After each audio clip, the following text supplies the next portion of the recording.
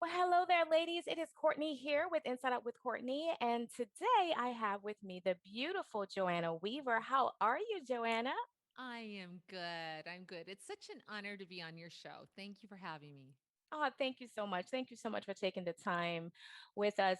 We're going to be talking about how to have a Mary heart in a Martha world because a lot of us as women, we're super, super busy.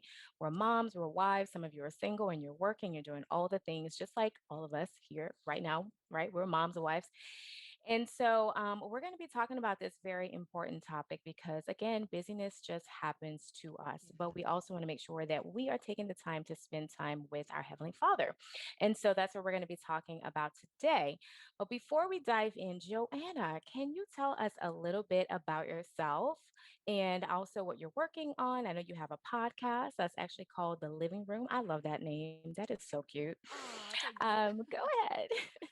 Yeah, well, I like to say I'm Joanna from Montana, born and raised, born and raised up there. Some of you might be thinking, Montana, is that a different country? No, no, we're actually in the 50 states. We're up against Canada and just in between Idaho and North and South Dakota. But I love it here.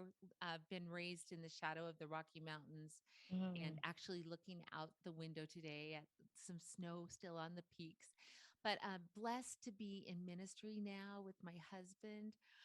We celebrated 40 years, which just doesn't seem possible. I thought Jesus was coming back before now. That's crazy. Yes. And we have two older kids that are both married and have kids. I'm finally a Grammy. And then my son Josh is graduating from high school this year. So we have a full life, a blessed life. Yeah. And it's interesting because I wrote the book, Having a Merry Heart in a Martha World, back when I was in the throes of it all. I was a 36-year-old pastor's wife.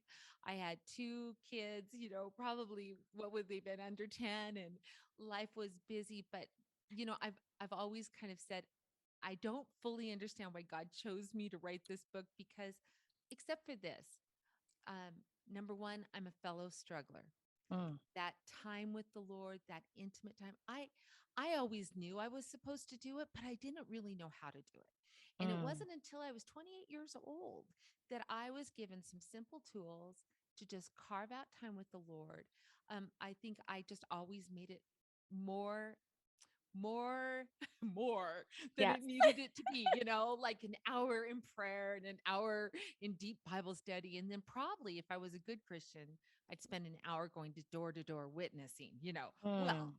that didn't happen. And so this book really came out of my own journey of Lord, I want to know you more. Mm. But I'm a Martha. I'm a Martha. But yet at the same time, I'm a Mary. Yeah. I'm a Mary who really, really does. I've loved Jesus since I was a little girl. Mm. I've longed to know him. And yet the Martha inside kept bossing me around. And so that's kind of the backstory that set the stage for writing this book. Oh my goodness. Let me tell you, I see this book everywhere. I love Oh, Christian bookstores. So when Lifeway was open, of course, it was there. There was Christian, the Christian bookstore, that family Christian that we would always frequent. Now Mardell, I have Mardell bookstore and it's there. I mean, it's everywhere. And I mm, am actually sharing it with my community right now. Some of them are watching. And oh my gosh, it is just such a life changing book. It's so helpful for, especially if we're acting more like Martha and we want to be more like Mary. So I totally get the Martha. I like to call it the Martha syndrome because sometimes I can get that way. I'm yeah. like, I'm in the Martha syndrome right now. I know I need to be still and be with the Lord, but right now I'm acting more like Martha. So we totally get it. A lot of us feel that way, but we really want to make sure that we're getting that time in with the Lord. And so, can you share why is that so important? And maybe like, why do you think it's so big for us to take that time out of our day to Yeah. spend with Him? Well, I think the thing that fascinated me about this story of Mary and Martha, first of all, it was going to be a novel. I thought it would be a fabulous Christian, biblical fiction because you got all of the elements and everything. But as I began to study the story more, I think the thing that touched me most was if we only stop at Luke chapter 10, verses 38 through 42, Mhm. then we're left with the cliffhanger. Martha barges in and says, Jesus, why is my sister sitting at your feet? Number one, that was not allowed. And then number two, why isn't she helping me? And I think Yes. all of us can feel that, right? Um, and I think inside, I think all of us would have liked the story to end a little bit differently. Like Jesus would have said, "Oh, Martha, you're right. That's so bad of Right. us." You know, Mary, help your sister, but come on, guys, let's give her a hand. Like, that's a great way to end the story.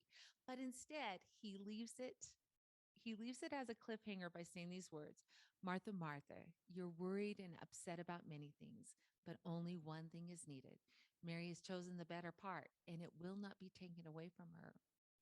Now, if you end there, then that's sobering and that's, oh, I'm a Martha, bad me, bad me. But then you go to John chapter 11, and that's where the story just gets so beautiful, as Martha is the one who runs down the road to meet Jesus.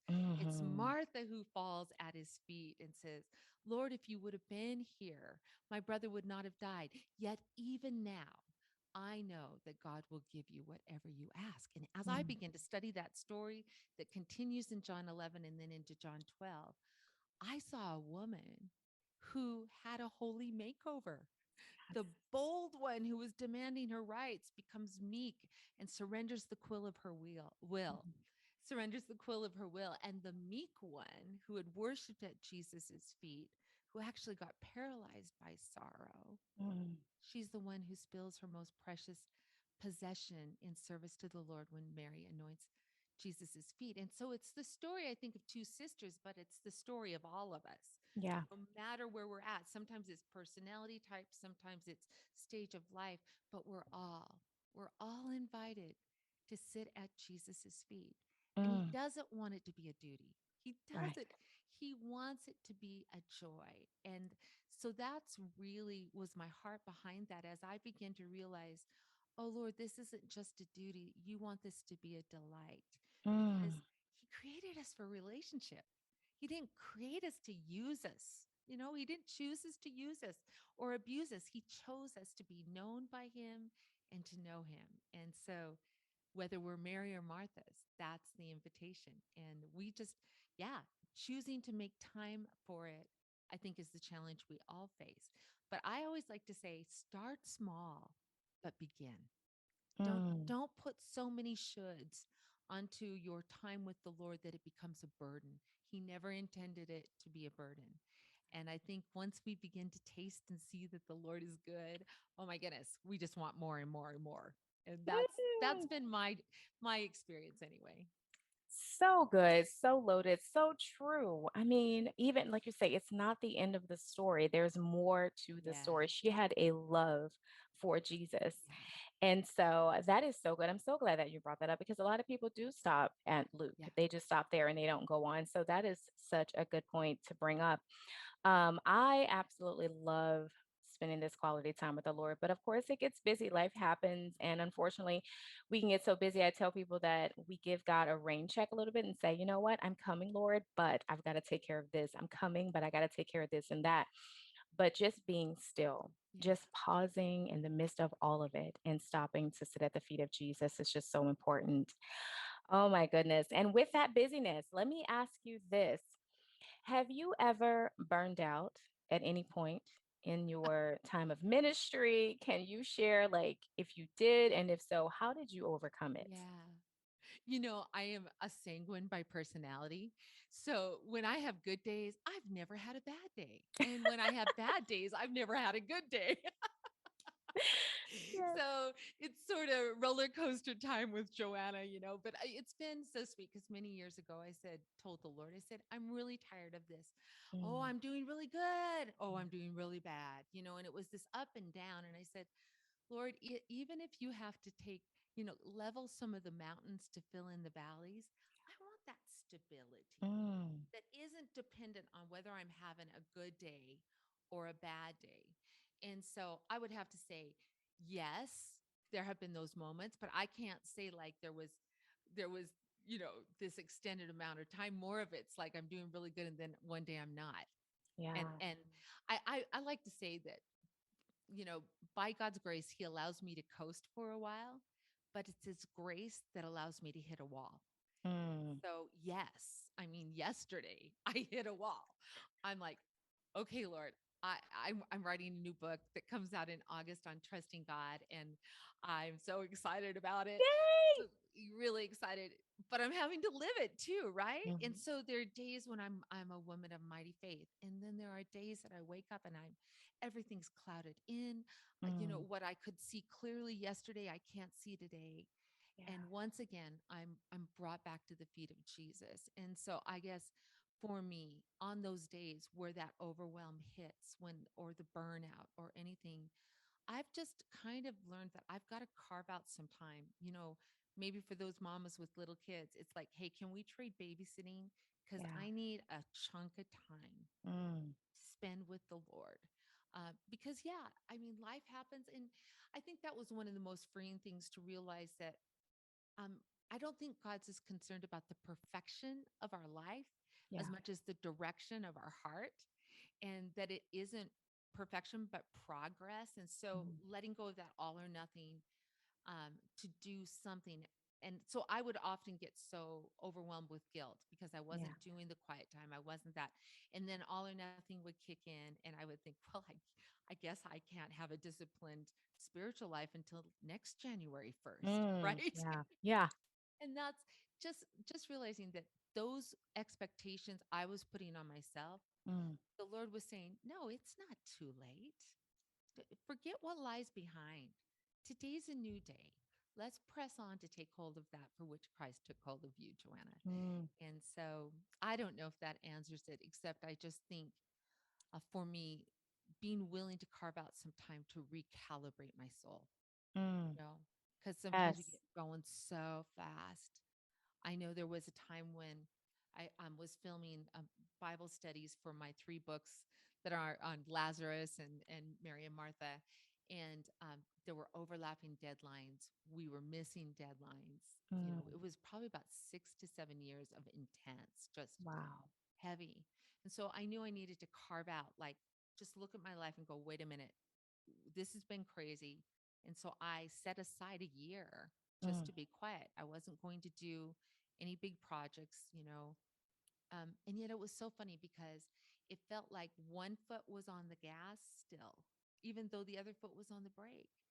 And so I wasn't necessarily doing any forward movement, but inside there was just this frenetic pace. And Mhm. I really said, Lord, I need help. Show me, help me find the still point. I'd been Mm. living up here at this frenetic pace that even when it wasn't required anymore, I couldn't get my soul still. And so it was just a period of time of just like learning to breathe, like literally taking a deep breath.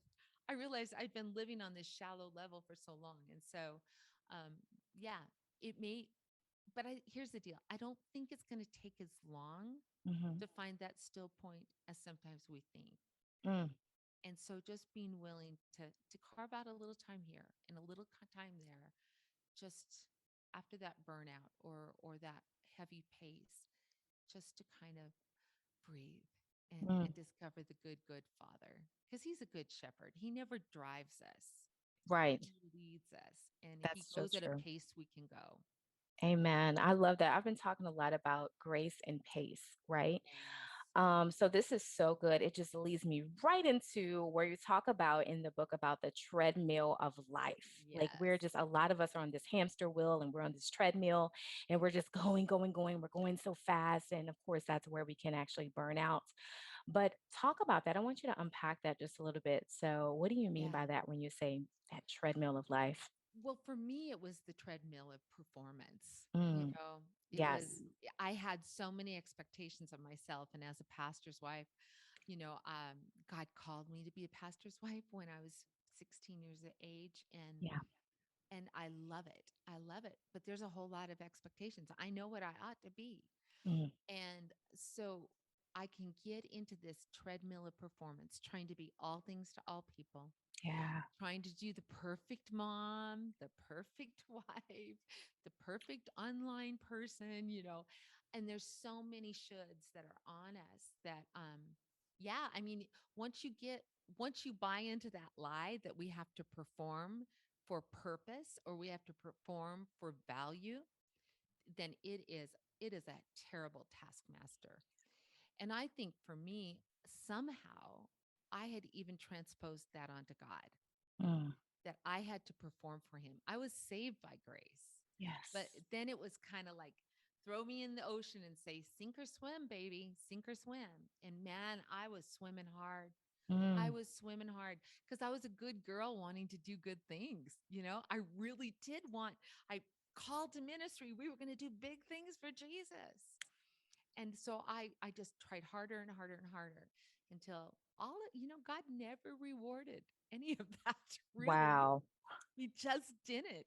He used the discipline of what would be perceived failure to Mm, bring me to the end of my drivenness. And oh, can I tell you how glad I am because he wasn't the taskmaster I was. mm, He wasn't demanding more of me.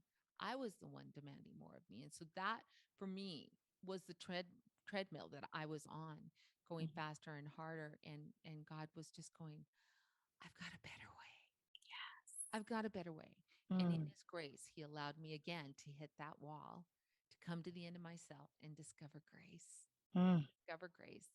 That it's not just grace that saves us, it's the grace that changes us, and it's grace that empowers us. It's the power to do and even want God's will. And as I learned to link my heart to that, and it's coming out of that place of acceptance rather than trying to strive for acceptance, it's really changed. It's changed everything. I can't say I've got it down, but mhm. fear, that fear of not being enough in God's eyes was definitely broken. Mm, so good. We are enough. Not having to do all of the things like we talk about. We put a lot of the demands, like Oh, you were talking yeah. about, on ourselves. Oh, when he says, "Come to me, listen, all who are weary and heavy burden," like the Pharisees were putting all these rules and all this Yes. stuff on them to do. And he was like, Yes. "Listen, wait, come to me, Yeah. all who are weary and heavy laden, Yeah. and I will give you rest. My burden is light. Let me teach you." Yes. That was so good. I love, love, love just the Mm, depth of that particular verse. mm. So thank you so much for sharing that. I so Yeah. appreciate that because performance is a big thing. A lot of us are performing, Oh, some of us yeah. will get into that. And we do. We get into that. We're like, I Yeah. got to do this and I got to take care of this, and God's Mm-hmm. going to be pleased if I do this and that. Yep. And Jesus was like, I've come to do the Father's will, not my own. Yeah. And so sometimes we Exactly. have to pause and consider that and say, you know what, Lord, what do you want me to do? And I only want to do just that because all the Yes. other stuff is just going to wear us out anyway. That's it. That's it. Well, think of that verse and it comes back to the living room again. It comes back to that intimate friendship that Mary enjoyed at Jesus's feet. Mm, Martha was busy serving in the kitchen and she was using her gifts. But the word that they use for preparation in the Greek is can be translated ministry. mm, She was doing ministry, doing all the things. but she was distracted by Mm, all the preparations that had to be made. And so to realize that we're invited into this living room because here's the deal. I that verse where Jesus says, "Depart from me, I never knew you." mhm. And they're like, "But wait a minute, we did all this and this and this and this. Look at all the works we did for you." And when all is said and done, and they were some impressive works, but God said, "I don't know you."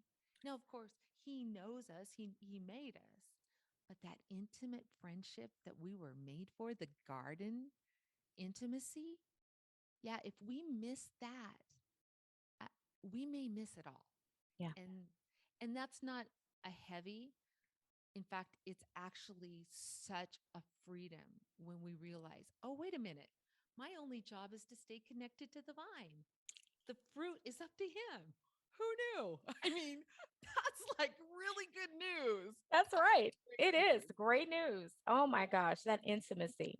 Yeah. That is so good. What a valid point. Spending time just getting close to him because he saved us for close fellowship, Yeah. you know, the sins, of course, but then also to bring us and restore that right relationship, that fellowship with him.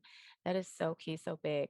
Oh my gosh. Great, great. This is refreshing. I just want to say this is super refreshing. I know the ladies are being ministered to and Mm. served as they listen and watch and read. Well, before we get out of here, Joanna, can you share an encouraging word with the women that are going to be reading and watching and listening to this today? Yeah. I think one of the lies that the enemy wants to tell us is that we're all alone. And Mm, we can know that with one part of our hearts.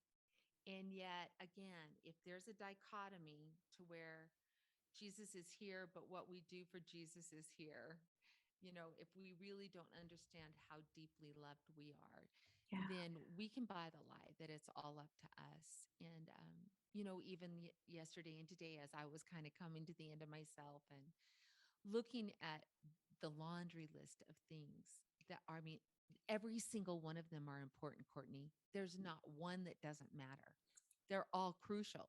right. And so then that frantic feeling of like, how do I do that? How can I be all things to all people? Lord, and then the overwhelm comes. And, you know, I really am trying. And it's funny, like, it with one part of your head and then you can forget it the next day. But just to realize, oh, wait a minute, I'm yours. I'm yours. Um, One of the things that I've really been meditating on as I've written this book is a little snippet from an Orthodox prayer that says, "Teach me to treat all that comes to me, all, with peace of soul and firm conviction that your will governs all. Mm, That there's nothing that's taking him by surprise, and that the grace that I need to do all those things he's put on my plate, as my day is, so shall my strength be. But if mm. I buy the lie, it's up to me, I will be frantic. I'll be, I was going to say unattached, but the word that came to mind was unhinged. I will be unhinged. But if I can just realize, Lord, no, no, I'm not alone, and you will give me what I need. And just four little words. I trust you, Lord. Mm, I trust you. I don't see how. I don't see how. But I don't need to know how. I just need to know that you're going to lead and guide me. And so I just want to encourage all your girls out there that he has not set you up to fail. He has not set you up to fail. He's he's called you and he set you apart to know you and to fill you and then to spill you to the world that he's put you in, and he's going to be with you every step of the way. Just trust in him. wow. Wow. My gosh, I was just sitting in that word. It was so, so good. Mm, Ladies, we've got to get her new book when it comes out. We're going to be looking for that book. I Just would love that. trust him. Absolutely. Just Yeah. trust him. I also want to encourage the ladies to grab your book. Like I said, that is everywhere. And I have it. Having a Mary Hart in a Martha world. Joanna, thank you so, so much for being here with us and Oh, sharing. It has been such a sweet treat for us. Well, before you get out of here, if you don't mind sharing, how can we connect with you and get more yeah. resources, learn more about your ministry? Where can we connect? Yeah. Well, joannaweaverbooks.com. So that's my website. And, but I'm also online at Facebook and Instagram at Joanna Weaver Books. Love to connect with you there. The Living Room podcast, I have some wonderful guests I'd love to share with you guys. And hey, if you are interested in being part of my online community, it's called The Living Room with Joanna Weaver, and I'd love little private Facebook group. I'd love to have them join me there too as well. Yay! Awesome. Yay. Ladies, connect, connect. It has been refreshing today. So, let us be more like Mary instead of Martha. Martha did some great things, but we need to just be intentional about our time with God. That is so, so important, especially in our day and hour. So many people are just busy, especially us as singles and moms and, ministry leaders and doing all of the things. So thank you once again, Joanna, for being on.